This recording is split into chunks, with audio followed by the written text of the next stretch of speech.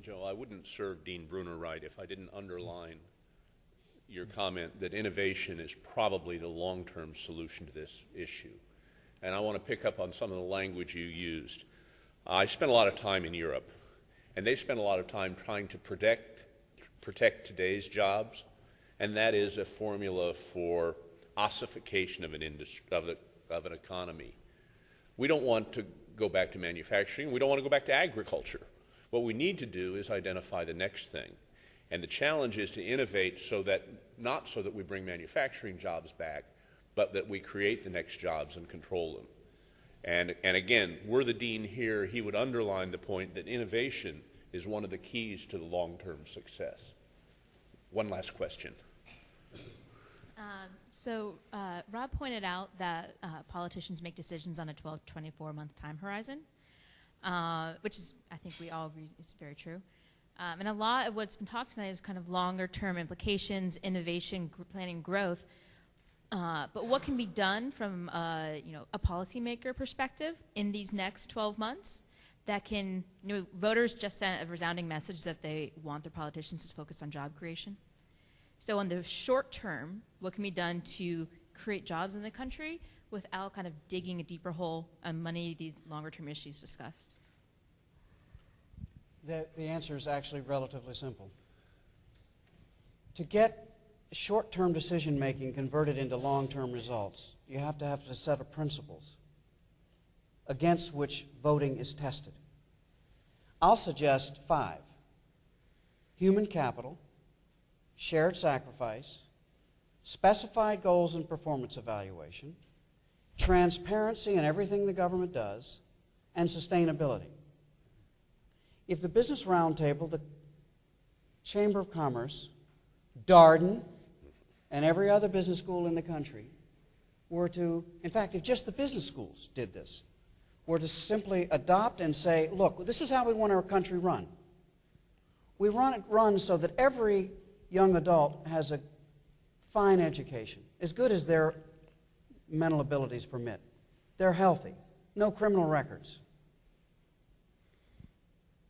so that they can be as good a productive employee, team-oriented, family-strengthening, community-supporting individual as possible. Second, we know, this is the good ship America. It's hit an iceberg. And what we want is to recognize that everybody's got to pull the oar here to get this ship to where it needs to go. Shared sacrifice. Third, everything the government does, taxing, spending, or regulation, has to have a quantified goal and must be performance evaluated with respect to what? The first 2 goals ahead of it. Human capital development, that is workforce quality, and shared sacrifice. If we're not, in this third thing, adopting tax policies, spending policies, regulations which require all of us to work together to get this ship floating again, it's going to sink. Third, obviously, we want that performance evaluation. For example, there is about a $300 million subsidy for private jet aircraft. Okay? Let's look at that relative to the first 2 goals. Does that meet the second goal of shared sacrifice, do you think? Does it meet the first goal of human capital development? A lot of questions about that. So that might be one of the easy ones. $300 million is a drop in the bucket. But it clarifies what we're about. Fourth is transparency. Any taxpayer should be able to understand anything the government does in taxing, spending, or regulation, what it bears on those earlier goals. And fourth is sustainability. No society, not this society especially, ever engages in a tax or spending or regulatory policy which cannot be continued forever. Then you get political leadership to sign and commit to that, and you vote them out of office when they don't. You vote them out of office when they don't vote that way. If Darden did it, and Stanford did it, and Chicago did it, and Harvard did it, we might be able to have a kind of voice which begins to communicate, frankly, from a generation that actually matters, the one that's got to live in this country, and frankly will see the earliest parts of their professional careers in one of the most difficult business environments this country has ever seen, except for possibly World War II and the Civil War. So there is a way to convert short-term political deadlines into long-term actions, but it won't happen until this school and a lot of schools like it communicate to senior executives that you want a different country than the one that they are delivering to you. If you were asking what specific decisions and changes should be made in the next 12 to 24 months, CED has the answer. There you go. First, we do need to do something to create jobs, but the direct creation of jobs is not something that can be managed within the market and within the participants of markets. Job creation is a residual. It is a resultant. You manage innovation, you manage profitability, so on and so forth. The only body that can create jobs directly is the government. So we do probably need some modest additional stimulus of the right kind. Extending the current tax cuts is the least effective of 12 possibilities that the CBO study, but it's the only one that's on the table. But extending unemployment insurance and doing something about foreclosures, I mean, there are 3 or 4 things directly there. But in terms of then, once the jobs are being created, what do you do to deal with the bigger problem? Starting in about 2 to 3 years from now, you do 2 or 3 things. You pass the Wyden-Bennett bill for health care reform.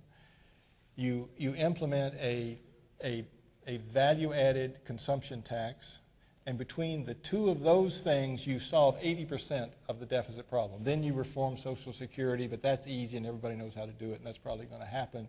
And then you probably do a little bit with discretionary spending. But the big things are the right health care bill and the right tax reform bill, which we think is a value-added tax, and the Wyden-Bennett health care bill. I'm going to take your question, I think, 1 degree of abstraction higher than Bill suggested.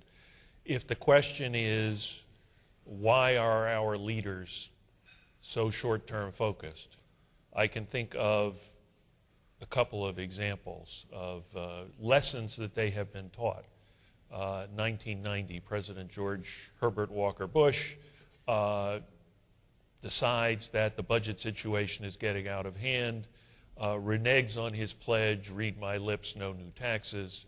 As a result, a very positive change in the federal government's budget policy was undertaken.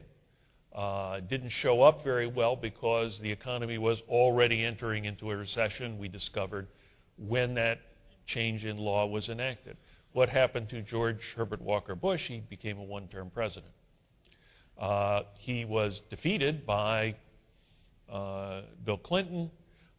In his first year in office, he undertook another positive budget change.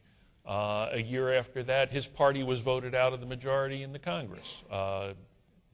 There are debates about whether it was the 1993 budget program which succeeded or the 1994 attempt at health care which failed. Which of those 2 actually caused the outcome for President Clinton? Not absolutely clear yet. But the lesson that I take from those examples is that the electorate has not done a very good job of telling its leaders, if you do things that are difficult in the short term but have a payoff in the long term, we will not punish you, we will reward you. You ask people in polls, do you want your president to tell you the truth and to give you the hard choices?